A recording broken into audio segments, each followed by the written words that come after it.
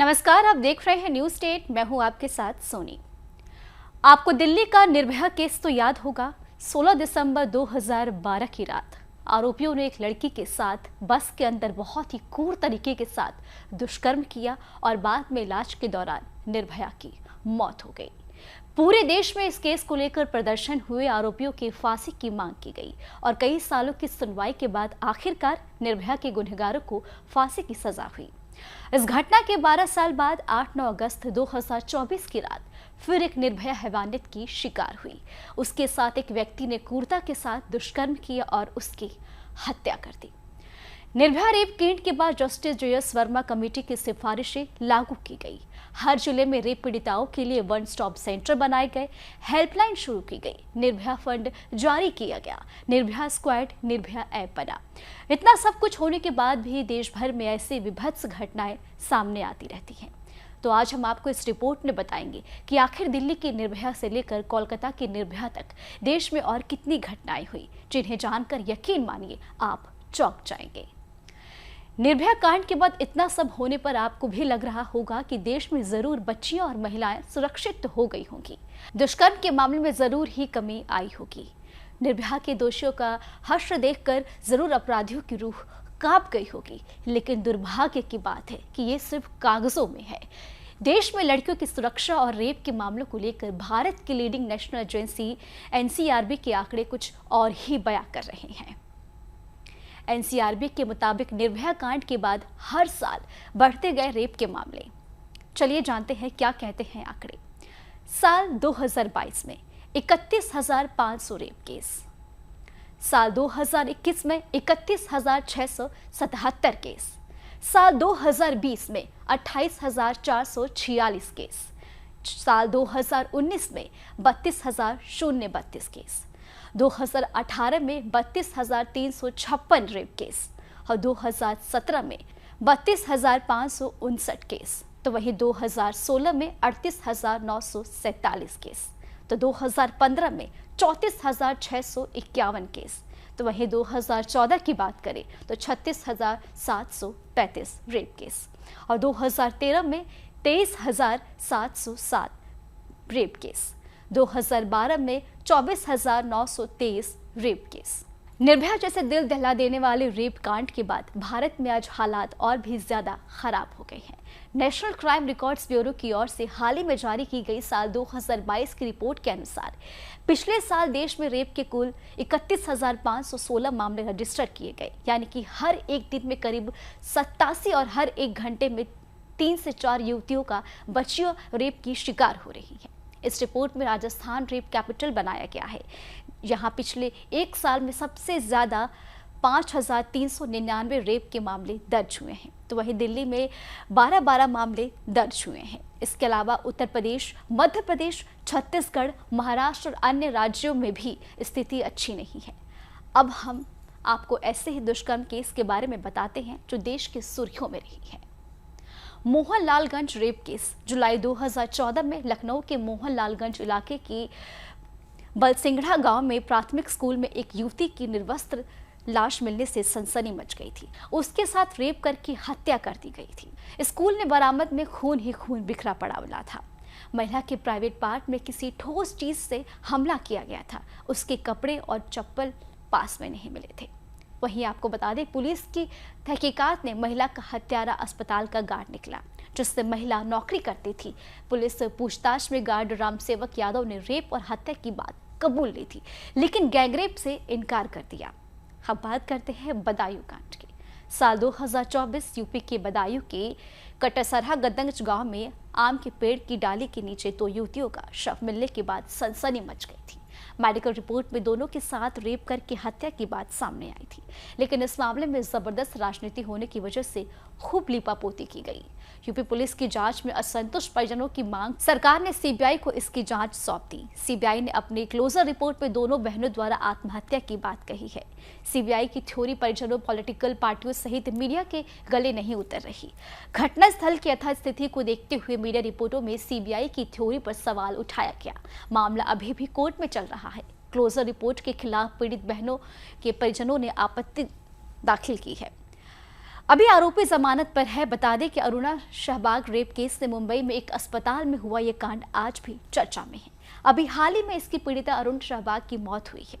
पीड़िता ने अपनी हालत देखते हुए एक शाम मृत्यु की मांग की थी, लेकिन सुप्रीम कोर्ट ने इसे इनकार कर दिया। साल 1973 को अस्पताल के एक वार्ड बॉय ने अरुणा के गले में कुत्तों की जंजीर बांधकर घटना को अंजाम दिया था। इसके बाद अरुणा कोमा में चली गई थी। तब से वो अस्पताल में बिस्तर पर ही पड़ी हुई थी। इस घटना के आरोपी सोहनलाल को 7 साल की सजा हुई थी।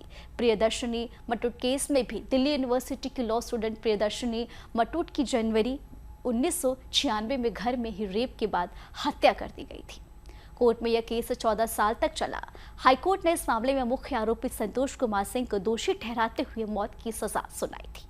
बाद में सुप्रीम कोर्ट ने हाईकोर्ट के फैसले को थोड़ी तब्दीली करते हुए उसकी मौत की सजा को उम्र कैद में तब्दील कर दिया था। बता दें कि प्रियदर्शनी एक जिंदादिल लड़की थी। उसका सपना वकील बनने का था। शोपिया रेप केस कश्मीर में हुई बस की वारदात ने पूरे देश को हिला दिया था। 29 जून 2009 को शोपिया अपनी बहन के साथ घर में अचानक गायब हो गई। दूसरे ही दिन उनके घर से कुछ ही दूरी तक दोनों की लाशें बरामद हुई। दोनों की रेप के बाद उनकी हत्या कर दी गई थी। इसके बाद पूरा कश्मीर उबल उठा था।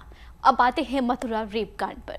मथुरा रेप कांड महाराष्ट्र के चंद्रपुर के मथुरा की एक 14 साल की आदिवासी लड़की के साथ थाने में 2 पुलिस वालों ने रेप किया था और उसके इच्छा से ही पुलिस वालों ने संबंध बनाए थे। इसी आधार पर कोर्ट से आरोपी पुलिस वाले छूट गए थे। यह केस भी काफी चर्चित हुआ था। इस घटना के बाद देश में रेप कानूनों में संशोधन हुआ था। अब आते हैं अंजना रेप केस। सन 1999 में उड़ीसा के भुवनेश्वर में हुआ यह कांड इसलिए भी काफी चर्चित हुआ था क्योंकि हाई प्रोफाइल लोगों से जुड़ा था। Anjana Mishra Indian forest service में एक अफसर की पत्नी थी। उन्होंने यह आरोप लगाया था कि तत्कालीन मुख्यमंत्री JB पटनायक और उनके मित्र ने उनका रेप करवाया था। इसके बाद पार्टी की छवि को ठेस पहुंची और मुख्यमंत्री को पद से छोड़ना पड़ा था। आपको बता दें कि आरोपियों में से 2 को उम्र कैद की सजा सुनाई गई। अब आते हैं Goa rape case. Goa rape case 2009 में अपने पेरेंट्स के साथ ब्रिटेन से भारत आई 15 साल की स्कॉटलैंड में अपने बॉयफ्रेंड के साथ गोवा के बीच पर गई थी। यहां पर उसके साथ कुछ लोगों ने रेप किया और समुद्र में डुबोकर उसे मार दिया था। साल 2025 में दिल्ली में डिफेंस कॉलोनी में महिला के साथ गैंगरेप का मामला सामने आया है। बता दें कि पुलिस के मुताबिक आरोपियों ने 25 साल की एक महिला को डिफेंस कॉलोनी में फ्लाईओवर में अगवा किया गया और चलती कार में उसके साथ गैंगरेप की वारदात को अंजाम दिया गया। पुलिस ने इस मामले में ऑटो चालक की सूचना पर 5 आरोपियों को गिरफ्तार कर लिया है।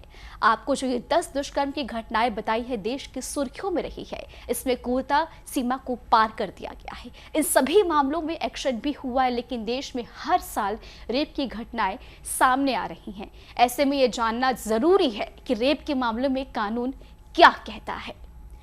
रेप करने वाले अपराधी को 20 साल की सजा या उम्र कैद हो सकती है। ऐसे में अपराधों के लिए पहले भी दोषी ठहराए गए हैं और अपराधियों को मौत की सजा दी जा सकती है। पीछा करने और घूर घूर कर देखने को गैर जमानती अपराध घोषित, तेजाबी हमला करने के वालों को 10 साल की सजा और कानून भी प्रावधान है। कानून में सहमति से यौन संबंध बनाने की उम्र 18 साल तय की गई है। कानून में न्यूनतम 7 साल की सजा का प्रावधान किया गया है। इसके तहत रेप पीड़ितों यानी कि अस्थायी या स्थायी रूप से मानसिक या शारीरिक रूप से अक्षम हो जाती हैं तो उसे अपना बयान दूरभाष या विशेष एजुकेटर की मदद से न्यायिक मजिस्ट्रेट के सामने दर्ज कराने भी अनुमति दी गई है। इसमें कार्यवाही को वीडियोग्राफी करने का भी प्रावधान किया गया है। अब बात करते हैं कोलकाता रेप कांड का, जिसको लेकर पूरे देश में गुस्सा है। आरोपी गिरफ्तार हो चुका है और उसने बिना किसी अफसोस के साथ कबूल भी करा है। आरोपी को लेकर हुए खुलासे चौंकाने वाले हैं। इस प्रवृत्ति का इंसान आखिर कैसे अस्पताल से जुड़ा हुआ था, ये सवाल खड़ा होता है। देश में एकमात्र राज्य जिसकी महिला CM है, उनके 13 साल के कार्यकाल में हिंसा से जुड़े मामले कई बार नेशनल मीडिया का भी हिस्सा रहे हैं। लेकिन इन सबके बीच 3 बार ऐसा भी हुआ है जब महिलाओं से जुड़े रेप, हिंसा, अत्याचार के मामलों ने तूल पकड़ा है। 2012 में पश्चिम बंगाल की राजधानी कोलकाता में सुजय जॉर्डन नाम की एक एक्टिविस्ट से एक कुख्यात रेप केस हुआ। 6 फरवरी 2012 को सुजय जॉर्डन की मुलाकात 5 युवाओं से हुई, जिनका नाम कादर खान, मोहम्मद अली, नासिर खान, रुमान खान और समीर बजाज था। मुलाकात तब हुई जब जॉर्डन कोलकाता के पार्क स्ट्रीट स्थित एक नाइट क्लब में निकल रही थी। सुजैन ककार इन 5 लोगों ने गैंगरेप किया और गैंगरेप के बाद जॉर्डन को कोलकाता क्लब से बाहर फेंककर आरोपी फरार हो गए थे। इसके बाद किसी तरह जॉर्डन एक टैक्सी के जरिए अपने घर तक पहुंचे। इसके बाद केस हुआ तो कई आरोपी बेहद ही हाई प्रोफाइल थे। इस मामले को लेकर राज्य की सरकार तक खूब आरोप लगे थे। ममता सरकार पर एक और महिला अत्याचार के आरोप तब लगे जब संदेशाखाली मामला सामने आया। इस मामले में कलकत्ता हाई कोर्ट की सख्ती के बाद आरोप शेख शाहजहां की गिरफ्तारी हुई। इस मामले में विपक्षी भारतीय जनता पार्टी ने जबरदस्त विरोध प्रदर्शन किए थे, जिसकी वजह से ममता सरकार को रक्षात्मक होना पड़ा। संदेश खाली मामले को लेकर ममता सरकार को सुप्रीम कोर्ट ने बड़ा झटका लगाया था। कोर्ट ने सवाल किया था कि संदेश खाली मामले में कुछ निजी व्यक्तियों के हितों की रक्षा के लिए पश्चिम बंगाल सरकार याचिकाकर्ता बनकर उसके सामने क्यों आई है। अब कोलकाता में एक और रेप केस ने देश को दहला दिया है। कोलकाता के आरजे मेडिकल कॉलेज में ट्रेनी महिला डॉक्टर का शव मिला। जांच ने पता चला है कि डॉक्टर के साथ रेप हुआ है। पुलिस के मुताबिक महिला डॉक्टर के मुंह, प्राइवेट पार्ट्स और आंख से खून बह रहा था। साथ ही शरीर पर कई जगह चोट के निशान हैं। अब इस मामले को लेकर कोलकाता में विरोध प्रदर्शन शुरू हो गए हैं। अब ऐसे में सवाल उठता है जो मैं आप सभी लोगों से पूछती हूँ। आज हमारा देश स्वतंत्रता दिवस मना रहा है, हमारा देश आज़ाद है, लेकिन महिलाएं आज भी आज़ाद नहीं हैं। आज भी लोगों की सोच आज़ाद नहीं है। लोगों को परिवर्तन की ज़रूरत है। उम्मीद करती हूँ कि आपको हमारा वीडियो ज़रूर पसंद आया होगा। आपको हमारा वीडियो कैसा लगा हमें आप कमेंट बॉक्स में ज़रूर बताएं। न्यूज नेशन अब व्हाट्सएप पर खबरों के ताज़ा अपडेट के लिए न्यूज नेशन के इस QR कोड को स्कैन करें।